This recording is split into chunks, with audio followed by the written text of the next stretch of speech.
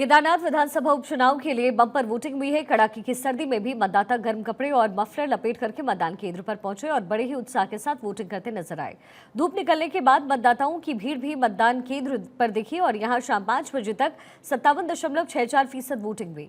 शांतिपूर्ण तरीके से चुनाव करवाने के लिए जिला निर्वाचन अधिकारी ने संबंधी व्यवस्थाओं का जायजा लिया।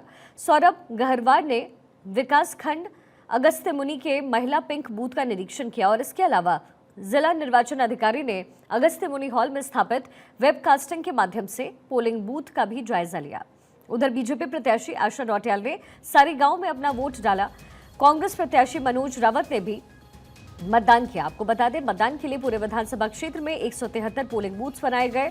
वहीं 6 प्रत्याशी अपनी किस्मत आजमा रहे हैं, जिनमें बीजेपी से आशा नौटियाल, कांग्रेस से मनोज रावत, यूकेडी से आशुतोष भंडारी, निर्दलीय त्रिभुवन चौहान, आरपी सिंह और प्रदीप रोहन हैं। हालांकि मुख्य मुकाबला बीजेपी और कांग्रेस के बीच ही है। वहीं वोटिंग के बाद जिला निर्वाचन अधिकारी सौरभ गहरवार ने विधानसभा उपचुनाव के मतदान के बाद बताया कि निर्वाचन आयोग के मुताबिक केदारनाथ उपचुनाव में 57.64% मतदान हुआ है। कुल 53,526 मतदाताओं ने मताधिकार का इस्तेमाल किया। 28,329 महिलाओं ने मतदान किया है। 25,197 पुरुष मतदाताओं ने अपने मत का प्रयोग किया है। विधानसभा के अंतर्गत सभी पोलिंग बूथ्स पर शांतिपूर्ण मतदान हुआ। किसी प्रकार की कोई अप्रिय घटना की सूचना कहीं से भी प्राप्त नहीं हुई। 58% मतदान रहा है और सभी मतदान सभी जगहों पर शांतिपूर्वक संपन्न हुआ है और कोई किसी प्रकार की कोई भी घटना की सूचना अभी तक नहीं है। जो हमारी मैक्सिमम पोलिंग पार्टीज़ हैं वो आज मूव करना स्टार्ट कर दी होंगी और उसके बाद जो हमारी 7 पोलिंग पार्टीज़ हैं इसके संबंध में आयोग से हमें अनुमति भी प्राप्त है, तो ये कल सुबह वहाँ से प्रारंभ करेंगी और जिससे ये करीबन यहाँ पे 9-10 बजे के आसपास पहुँचेंगे। केदारनाथ विधानसभा उपचुनाव न सिर्फ बीजेपी बल्कि कांग्रेस के लिए भी बेहद अहम है, या यूं कहें कि सीट पर उपचुनाव सिर्फ एक चुनाव नहीं है बल्कि देवभूमि की राजनीति में महत्वपूर्ण मोड़ लाने वाला है। ये चुनाव दोनों ही पार्टियों के लिए प्रतिष्ठा की लड़ाई है। माना जा रहा है कि ये चुनाव राजनीतिक समीकरणों को भी एक नया आकार देने का संकेत है। जहां एक और बीजेपी महिला प्रत्याशियों की जीत का मिथक दोहराने की कोशिश में है, तो वहीं दूसरी ओर कांग्रेस इसे तोड़ने के लिए संघर्ष कर रही है। हालांकि इसका जो फैसला है वो 23 नवंबर को काउंटिंग के साथ ही हो जाएगा कि केदारनाथ में जीत का सेहरा किसके सिर सजने वाला है।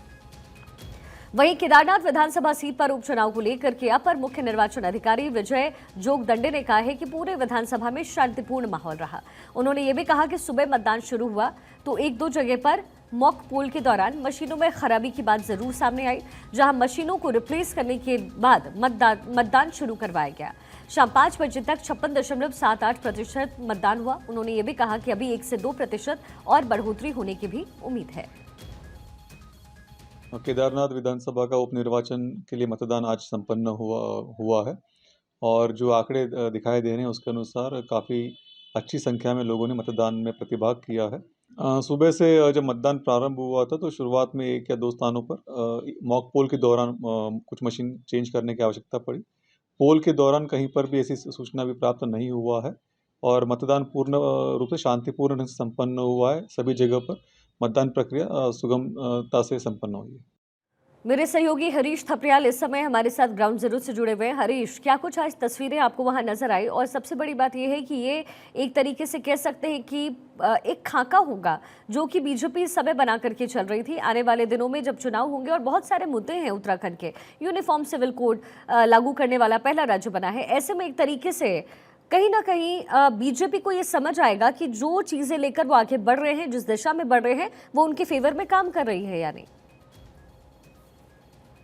बिल्कुल शिखा, देखिए आज केदारनाथ विधानसभा के लिए मतदान शांतिपूर्ण संपन्न हो गया है और निर्वाचन आयोग के अनुसार शाम 6 बजे तक 57% वोटिंग हुई है। पोलिंग पार्टियां रवाना हो गई है और खास तौर पर सबसे यदि हम इलेक्शन की बात करें तो चुनाव बीजेपी की प्रतिष्ठा का सवाल है और सबसे ये कह लीजिए कि ये हम समझ सकते हैं कि ये 2027 में उत्तराखंड में विधानसभा इलेक्शन होने एक तरीके से ये सेमीफाइनल है और ये यदि बीजेपी के पक्ष में ये परिणाम रहते हैं केदारनाथ विधानसभा के तो एक तरीके से ये बड़ा संदेश होगा और बीजेपी के लिए फायदेमंद होगा। साथ ही साथ यदि कांग्रेस की बात की जाए तो कांग्रेस के लिए भी हालांकि वर्तमान समय में कांग्रेस के लिए खोने के लिए कुछ नहीं है, लेकिन जिस तरीके से उपचुनाव मंगलौर और बद्रीनाथ में कांग्रेस ने जीते हैं, उनके लिए भी ये जो है बड़ी राहत की बात होगी और बड़ी उम्मीदें भी 2027 के लिए कांग्रेस के लिए होगी है। तो साफ तौर पर जो मुख्य मुकाबला केदारनाथ विधानसभा में भाजपा और कांग्रेस के बीच में है, प्रत्याशियों का जो है राजनीतिक जीवन का फैसला ईवीएम में बंद हो गया है। हरीश, पलड़ा किसका भारी नजर आ रहा है इस चुनाव में? ठीक है, देखिए यदि हम बात करें तो आमने सामने की टक्कर भाजपा और कांग्रेस के बीच में है और दोनों दलों, चाहे वो भारतीय जनता पार्टी हो या कांग्रेस हो, दोनों पार्टियों ने भारी मजबूती के साथ जो है चुनाव लड़ा है। एक दूसरों ने हालांकि एक दूसरे पर आरोपों की झड़ी लगाई है। तो ये तो 23 नवंबर को ही पता लग पाएगा कि किसके पक्ष में परिणाम रहता है। बहरहाल ये कि दोनों राजनीतिक दलों, भाजपा हो या कांग्रेस हो, उन्होंने मजबूती के साथ और गंभीरता के साथ जो है ये इलेक्शन जो है लड़ा है। चुनाव प्रचार के दौरान जब हमने वहां पर देखा तो स्थानीय मुद्दे ज्यादा वहां पर हावी थे। चलिए ठीक है हरीश, बहुत शुक्रिया इस तमाम इन्फॉर्मेशन के लिए। देखिए, केदारनाथ विधानसभा उपचुनाव में बम्पर वोटिंग होने के बाद उत्तराखंड के सीएम पुष्कर सिंह धामी ने केदारनाथ के लोगों का आभार व्यक्त किया है। उन्होंने केदारनाथ की जनता जनार्दन को सोशल मीडिया एक्स पर पोस्ट कर लिखा, बड़ी संख्या में अपने मताधिकार का प्रयोग करने के लिए क्षेत्र के समस्त सम्मानित मतदाताओं का हार्दिक आभार। आपने अपने बहुमूल्य वोट से लोकतंत्र के इस महापर्व को सफल बनाया और क्षेत्र के उज्जवल भविष्य के निर्माण में अपनी महत्वपूर्ण भूमिका निभाई है। आपका हर एक वोट केदारनाथ विधानसभा क्षेत्र की प्रगति और समृद्धि का आधार बनेगा। चलिए आगे बढ़ते हैं। उत्तराखंड के सीएम पुष्कर सिंह धामी ने महिला एशियन चैंपियंस ट्रॉफी के फाइनल मुकाबले में चीन को 1-0 से हराकर खिताब अपने नाम करने का भारतीय महिला हॉकी टीम को शुभकामनाएं दी।